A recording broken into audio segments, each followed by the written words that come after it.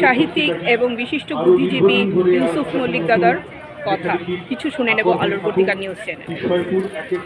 ধন্যবাদ সবাইকে, আমার আন্তরিক অভিনন্দন, শুভেচ্ছা, ভালোবাসা জানাই। আজকে কলেজ স্কোয়ারে লিটল ম্যাগাজিন মেলা চলছে, সঙ্গে আরও বিভিন্ন এখানে অনুষ্ঠান চলছে। মোহাম্মদপুর সোসাইটি হলে 21শে ফেব্রুয়ারি যে অনুষ্ঠান, সেই অনুষ্ঠান চলছে এবং এই লিটল ম্যাগাজিন মেলা সত্যি ভালো লাগছে এবং এখানে অসংখ্য মানুষ আসছে, বই কিনছে, দেখছে, সংগ্রহ করছে, খুবই ভালো লাগছে। সবাইকে আমি এই অনুষ্ঠানে লিটল ম্যাগাজিন মেলায় আসার জন্য, কলেজ স্কোয়ারে আসার জন্য অনুরোধ করছি। সেই গদ্যের বইয়ের ধন্যবাদ। লিটল ম্যাগাজিন মেলা থেকে প্রতিবাদের ভাষা সবসময়ই বেরিয়ে আসে।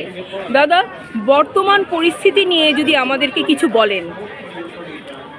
বর্তমান পরিস্থিতি খুবই উদ্বেগের বিষয়, কারণ আমরা দেখছি বাংলা ভাষা আমাদের মাতৃভাষা, আমাদের জন্মজননীর কথা, মায়ের ভাষা, সেই ভাষাকে আমরা যদি কথা বলি বিভিন্ন রাজ্যে, বিভিন্ন জায়গায় আমাদের বাংলা ভাষাভাষী মানুষ যারা আছে আপনার আসাম, বিভিন্ন জায়গায় উড়িষ্যা, বিভিন্ন জায়গায় আছে, সেখানে আক্রান্ত হচ্ছে, অনেককে মেরেও দিচ্ছে। এই জন্য আমরা সবাই ধিক্কার জানাই যারা এইভাবে বাংলা ভাষাভাষীর উপরে আঘাত আনছে। সেই জন্য আমরা আরও কঠোরভাবে নিন্দা জানাই। সাহিত্য মঞ্চের কবি, বুদ্ধিজীবী, সমাজসেবীদের পক্ষ থেকে এই লিটল ম্যাগাজিনের অনুষ্ঠানে এসে আমি সবাইকে ধিক্কার জানানোর জন্য অনুরোধ করব। বর্তমান পরিস্থিতি আমাদের বিভিন্ন জায়গায়, উড়িষ্যা, বিভিন্ন রাজ্য থেকে আমাদের বাংলায় আসে, সেখানে এরা কর্ম জীবিকা নির্বাহ করে, সেখানে আমরা কিছু বলি না। আমাদের লোকজন যেখানে বাইরে যাচ্ছে সেখানে যুবকদের পিটিয়ে হত্যা করছে, কারণ একটা দোষ, তারা বাংলা ভাষায় কথা বলছে, এটাই তাদের অপরাধ। আমরা চাই আমাদের মাতৃভাষার জন্য আমরা যেমন শহীদ হয়েছি, প্রাণ দিয়েছি, আবার দেব, কিন্তু আমাদের মাতৃভাষাকে জোর করে কেড়ে নিতে পারে না। আমরা ধিক্কার জানাই। এরপরে যদি আমরা দেখি যে বিভিন্ন গুজরাট এবং দিল্লি এবং আসাম, উড়িষ্যা, বিভিন্ন জায়গায় যদি হাজার হাজার মানুষকে, নিরীহ মানুষকে পিটিয়ে হত্যা করছে, তাহলে আমরা বাংলা থেকে ওই যারা বাংলা ভাষীদের উপরে অত্যাচার করছে তাদের উপরে আমরা গর্জে উঠবো এবং প্রতিবাদ জানাবো। প্রয়োজন হলে আমরাও তাদের আক্রমণ করতে বাধ্য হব।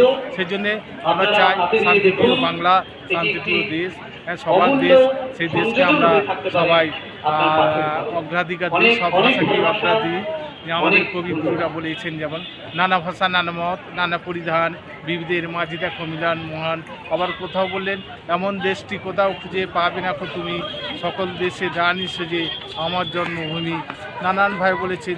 আবার কাজী নজরুল ইসলাম বলেছেন মোরা একই বৃন্দে দুইটি কুসুম, হিন্দু মুসলমান, মুসলিম তার নয়নমণি, হিন্দু তাহার প্রাণ। কিন্তু এখন দেখছি কিছু মানুষ আছে, তারা রাজনীতির স্বার্থের জন্য তারা ভেদাভেদে অন্ধভক্ত হয়ে তারা নিরীহ মানুষদের উপর অত্যাচার করছে, বাংলাকে আবার দ্বিখণ্ডিত করার চেষ্টা করছে, বাংলা ভাষা বলছে যাদের উপরে আক্রমণ করছে। আমরা এটা যাতে বন্ধ হয় আমরা তীব্র ধিক্কার জানাই। এই জঘন্যতম কাজকে যারা আশ্রয় দিচ্ছে তার প্রতি আমরা ঘৃণা জানাই এবং বাংলা ভাষা আমাদের মায়ের ভাষা, এটাকে আমরা করতে পারি না, কারণ এই ভাষা কোটি কোটি বিশ্বের বিভাগকে আনতে আমাদের কথা বলছি এবং আমরা সবাই একসঙ্গে গর্জে উঠবো। আমরা শান্তিপ্রিয় দেশ গড়তে প্রচেষ্টা চালাই, শান্তিপ্রিয় বাংলা আমরা এটাই সবাইকে অসংখ্য ধন্যবাদ জানাই।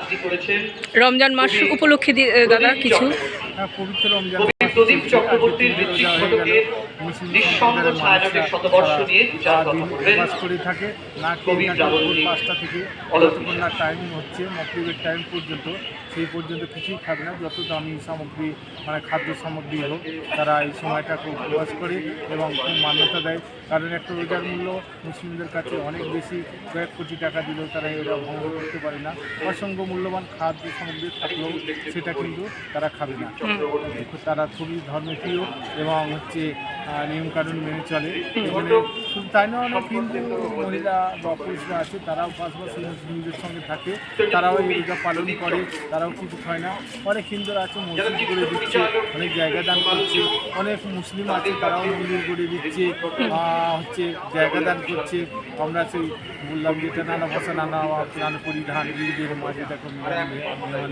এমন দেশটি কোথাও খুঁজে পাবে না তুমি, সকল দেশে রানী দিচ্ছে যে আমার জন্মভূমি, এটা রবীন্দ্রনাথের বা দেশ, কাজী নজরুল ইসলামের দেশ, স্বামী বিবেকানন্দ দেশ। আমরা এই দেশকে সবাই ঐক্যবদ্ধভাবে দেশকে গড়ে তুলব এবং দেশকে ভালোবাসবো। আমরা সবাই দেশপ্রেমিক হয়ে থাকবো। আমরা হানাহানি দাঙ্গা এইগুলো আমরা পছন্দ করি না।